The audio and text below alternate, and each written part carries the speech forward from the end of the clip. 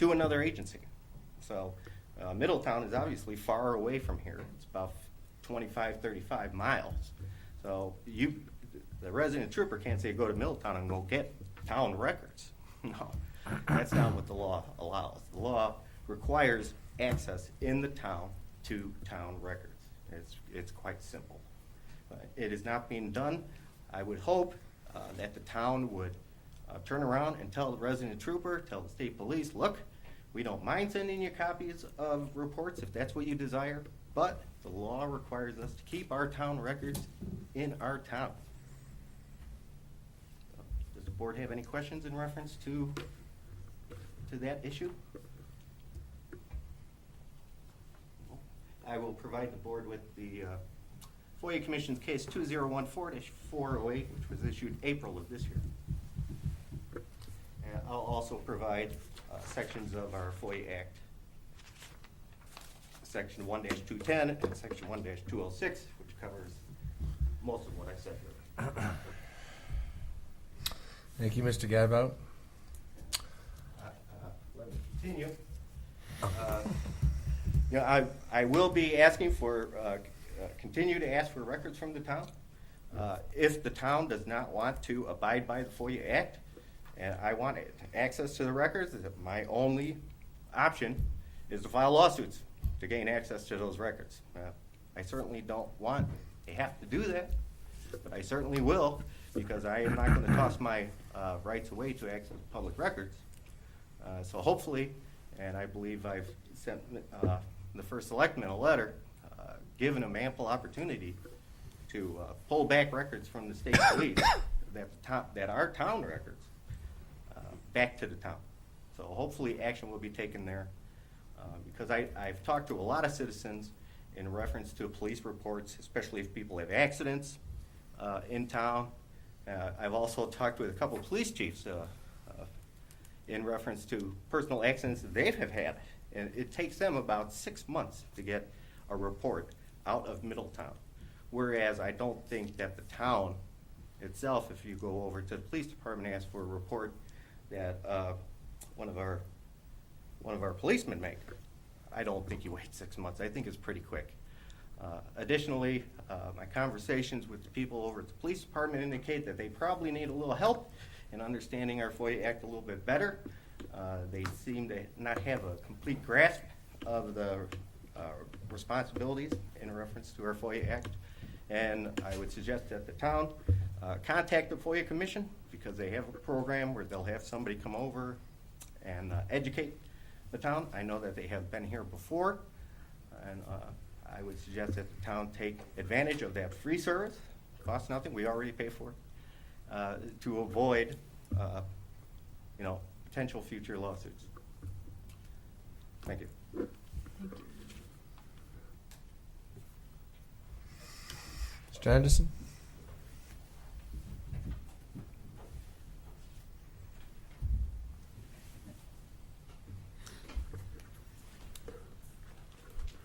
Promise to be brief and not to filibuster. Thank you. I have two issues that I'd like to speak on. And the first is the what Joe has talked to. Bill, just name and address. Oh, I'm sorry. Bill Henderson, 49 Laurel Hill Drive, Niantic, Connecticut. I have two items that I'd like to talk to. One has already been talked about already, and that's the acquisition 2C of the agenda this evening on the acquisition authorization to allocate funds to study and determine the best uses and costs of the old Lily B. Haynes School if given back to the town. And I'd just like to say that I attended the 2020 Vision Group and that the First Selectmen had 2 days ago or 2 evenings ago. I found it to be very worthwhile discussion. Seemed to be a good cross-section of people that were that spoke at that Vision Group and talking about the needs and the facilities of the town and what they look like in the future. One thing that was very apparent two things were apparent to me was that, our town is made up of people and they have their own priorities, and that those priorities should be the people's priorities, and that what that, how that schools are developed and what schools are left and how we move forward is going to be determined by the townspeople, whether it be a referendum or whatever the situation may happen to be. But having that input, I think, is really crucial in the beginning. Being part of the middle school, or being on the Board of Education and being part of the middle school development that we had gone through, it passed for a number of different reasons. One, that was a good idea, and we had to do something. But the better part of that issue was that the townspeople all weighed in on it. Senior citizens, the parents, the people that were taxpayers in the town, all had an opportunity, whether it was a PTA or the Rotary or whatever organization. We went maximum input. I think that, to speak to agree with Joe in that we do have the cart before the horse, and going out so soon, since we haven't really had the opportunity to, I think the Vision Committee met for the first time in 2 years, and that their input, I think, will be invaluable in that decision-making process of how we move forward. And that I do think that the money could be better spent at a later time to make sure that we're all on the same page and moving at the same pace. The other item that, and I won't belabor that point, but I do think that it's essential for a development of any project. The other item that I'd like to talk to is the Gateway 400 apartments that were approved by the zoning board last week. And I noticed that there was no negative comments raised at the zoning meeting. I want to be the first one to raise a negative comment or questions in regard to that. I'm sorry I was out of town, wasn't able to be there, but I do think that this plan has taken a lot of twists and turns as been proposed through the zoning and through the town over the years in its proposal. And I think that there's and it looks nothing like the original plan that was proposed in that, I'll elaborate if you would allow me to, for a few minutes here, to talk about how we started off with 280 units of condominiums, and it's now turned into two-bedroom condominiums the way I understood it in the beginning, and now we're talking 400 units of apartments. Why is that a big difference? Because I think a condominium, people that own are a different type of person that rent, and I think that they have an investment in the town, and I think that 400 apartments with 3 bedrooms is going to needs to be reviewed a little bit closer than what was given the other night. I'm also concerned that the traffic that's going to be created, because we have not, even with the units that are in place today, really improved that road coming into the intersection of 95 and the overpass. And I think that has to be taken care of. It has to be on the forefront before we move forward. I'm also concerned that the zoning, as with the planning commission, that they decided unanimously that it wasn't consistent with the town's plan of conservation and development. And I think that when we're talking about a balance, we have to look at that balance of commercial and residential. It can't just be all residential.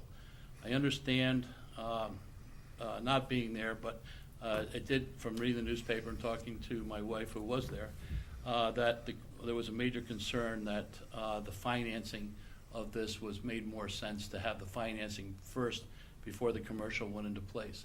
I don't think that should be a reason for our decision-making process. I think the plan is the plan, and when someone presents a plan, they have to follow the plan. And if they can't follow the plan, then they should come back with another plan that should be voted on by the zoning board and the town agencies. I thank you for your time and opportunity to speak before you. Thank you. Anyone else? We'll move forward. Approval of minutes, regular meeting September 16, 2015. Move to approve the minutes of the regular meeting of September 16th, 2015. Second. Motion and second. Any comments, corrections? All in favor, say aye. Aye. Aye. Any opposed? Any abstain? Okay, consent calendar.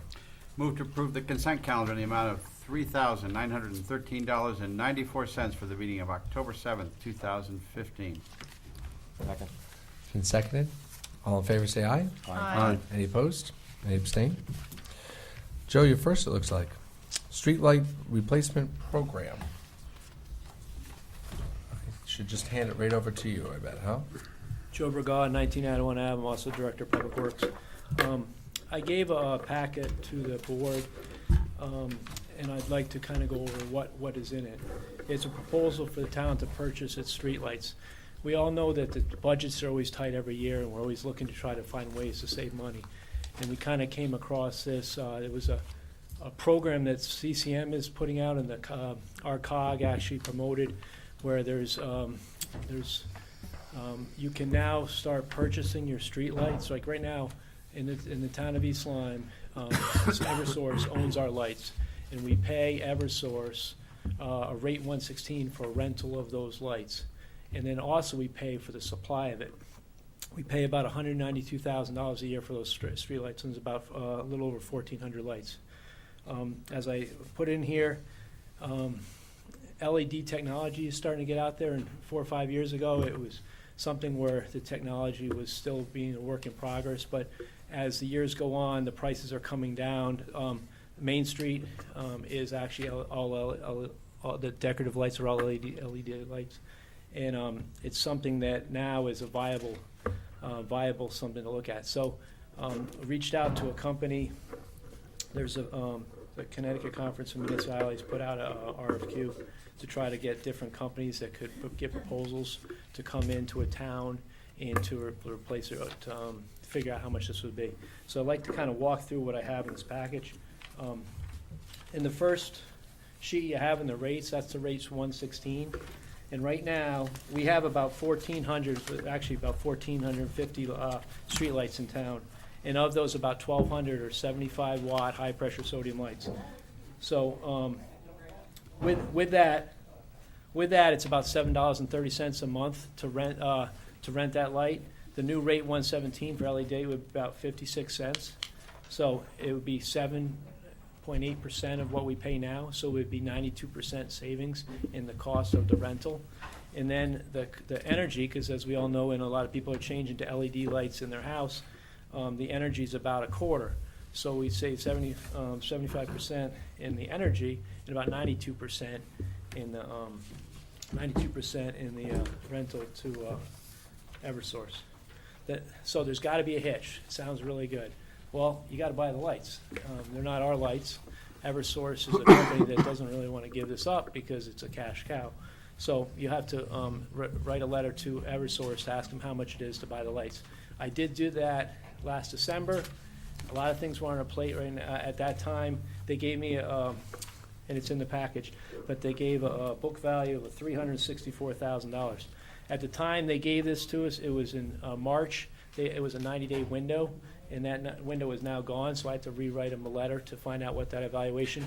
But this is, there might be some depreciation a little bit on the lights, but this is not, I think in a few neighborhoods they might have changed a few fixtures, but that number should be pretty, maybe a little bit more. So if we go to the next page, all the next sheet is just to know that I reached out to this company that was endorsed by our COG. They gave me about a 35-page proposal. If anyone in the commission is interested in seeing that, I certainly like to give it to them. I don't want to give them too much paper, but the nuts and bolts of that proposal is in the summary, which I have here, the Tanko Lighting GE option. So we have about 1,400 lights, $190,000 a year. We spend $192,000. The acquisition cost, their estimate is about $385,000. The other thing to boot is that if you do go to LED lights, you get a rebate. Just like you buy a light in the Home Depot, you get a rebate sometimes. And we could get up to $122,000 in rebates to do this. So that's what they show here. Because you get rebates, 30 cents for every kilowatt that you save. And so the estimated savings, if we pay $190,000, $192,000 right now, is about $163,000 a year. But so where's the hitch? You got to pay for this. It's $385,000 to purchase the lights. you have to pay for an audit because they're going to go around the town and look for all the lights. Like, we don't have a good audit of where all the lights are. I drive around town, you drive around town, but where all the lights, which fixtures they are, and they have to compare to what CLMP is, Eversource is charging us. There's an installation of the lights, and then there's the LED fixture purchase. So the kit and caboodle, buying it, installing it, buying the lights is about $800,000. The next sheet behind that, $800,000. This sounds like a lot of money, but the 800 doesn't include the 122,000 that you get in a rebate. So if we were to go in this, instead of paying 191,000 a year, it would be about $30,000 a year. So there's 160,000, 165,000 every year that we could save, and that's what you use to pay it off. Now, there's two ways you can do it. You can either, this company gave a proposal, 6 years at 2.45 financing, or we could put it in the bond package, or we can, there's ways that we can chug those numbers, but if we go with what they're proposing, which is going with their loan 6 years, 2.45, which I showed to Anna, and she thought it was quite competitive. The first year, we'd be cash positive about 130,000 of savings because we would get the rebate. The rebate is not part of the purchase price, so we'd get the 122,000. The years 2 through 6, we'd save about 10,000 a year. Doesn't sound like a lot, but that's when you're paying it off.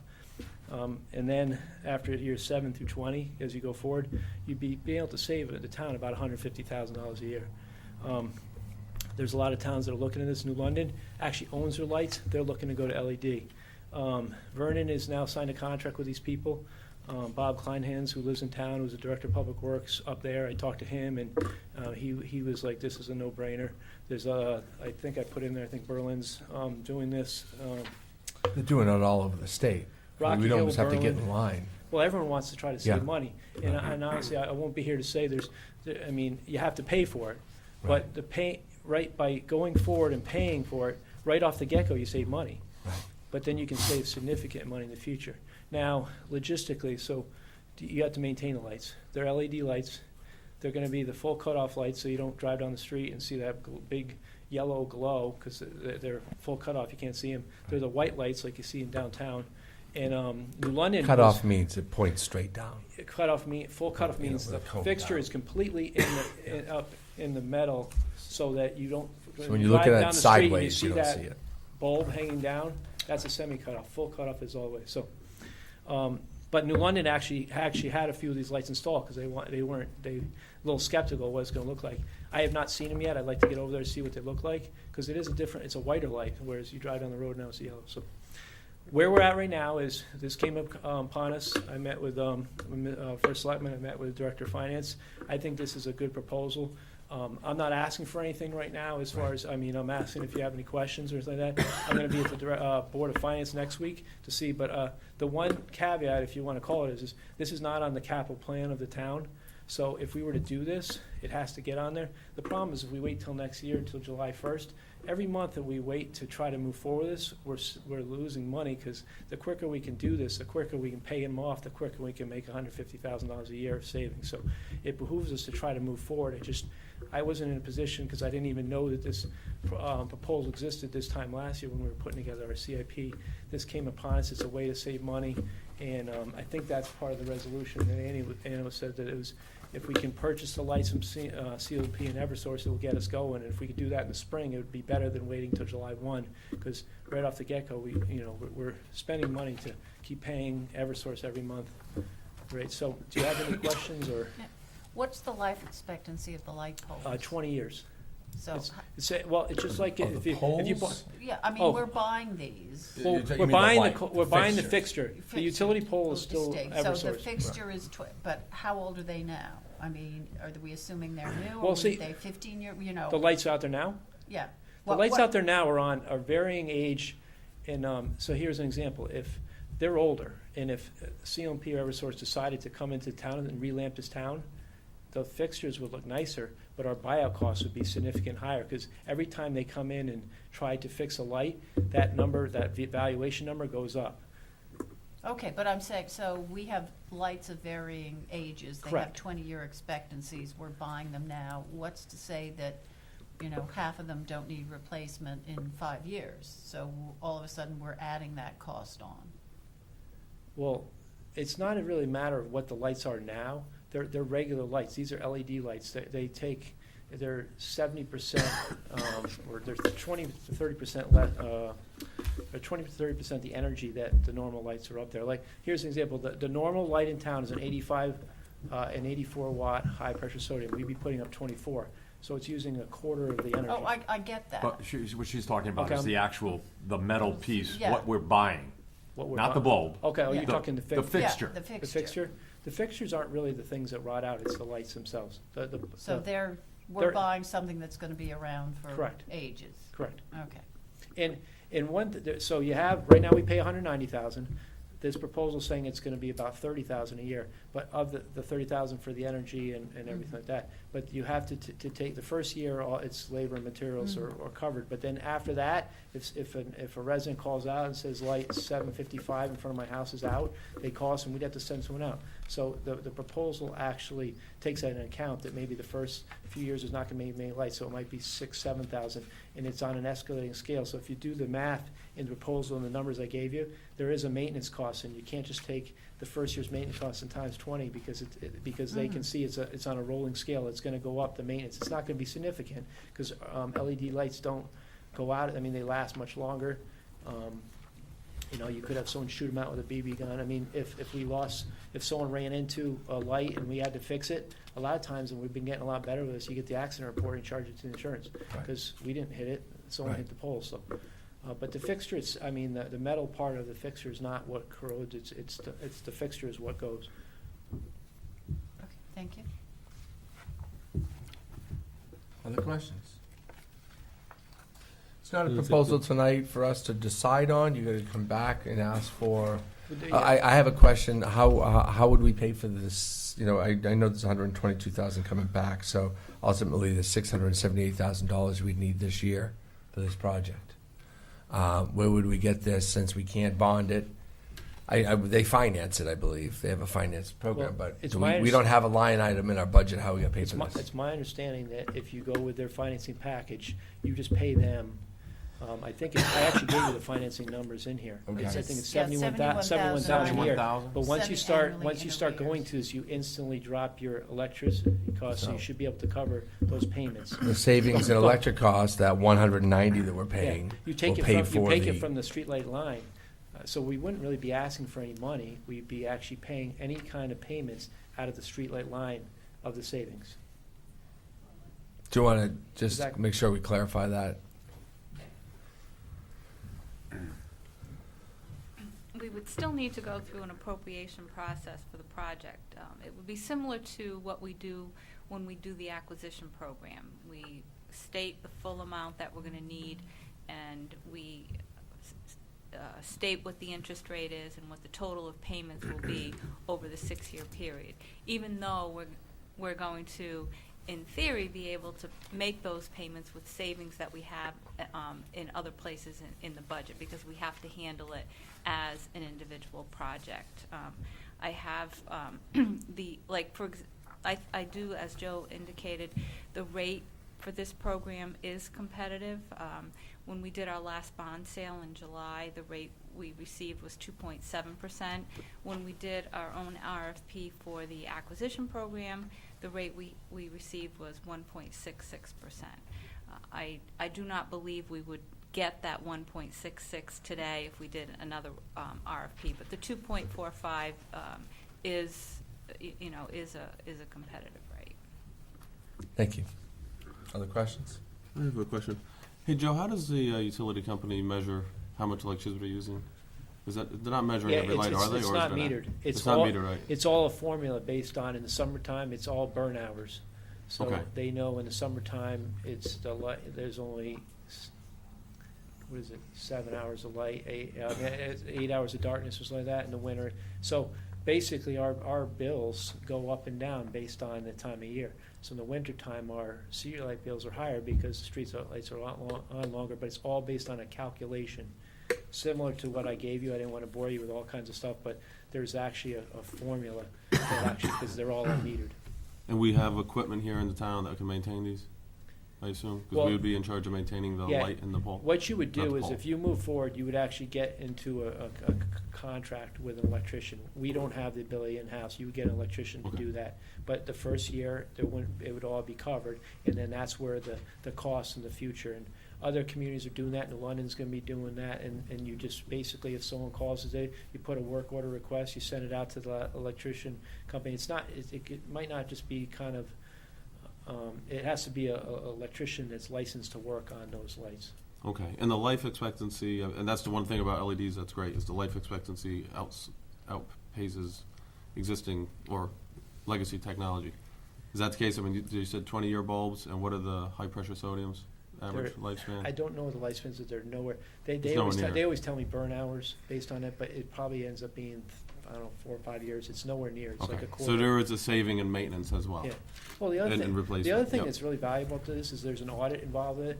And I drive around town, it drives me nuts, because there's a lot of lights that are out, or there's lights that are completely engulfed in a tree. They're gonna go out and find every light in this town and put it, and give all that information to us on our GPS, so we can, or in our GIS, so we can know where all our lights are, what the light number is.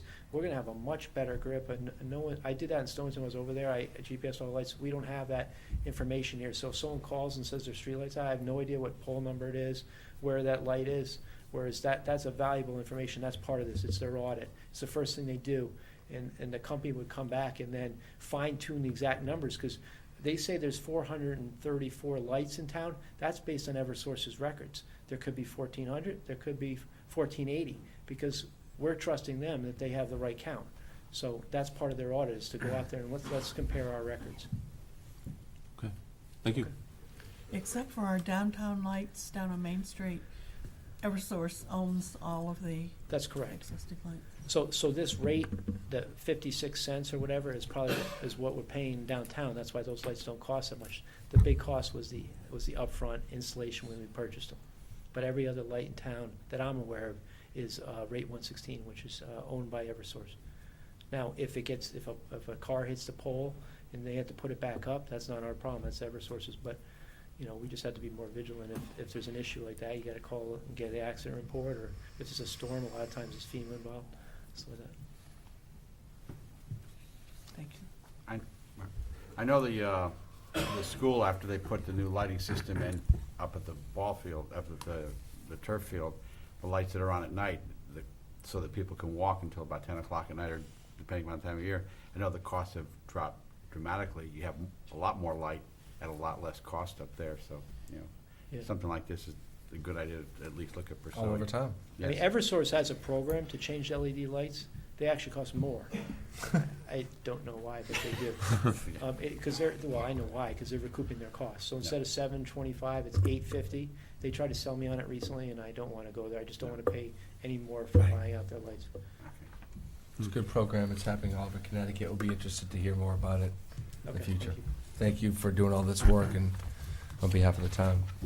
Sounds like a real winner, Knocking back our costs 75% or knocking back the use of electricity by 75%. That alone is good for everyone. Next on our agenda is 2A, to execute side letter agreement, Easy IQC program. The Southeastern, am I on the right one? Yes, I am. Yes, you are. Southeastern Connecticut Council of Governments recently joined the CROG, and that's the Capital Region Council of Government, which allows its members to join. If we were to join the CROG on our own, the dues would be $1,500. But joining through our COG, the dues are only $500. There's a special deal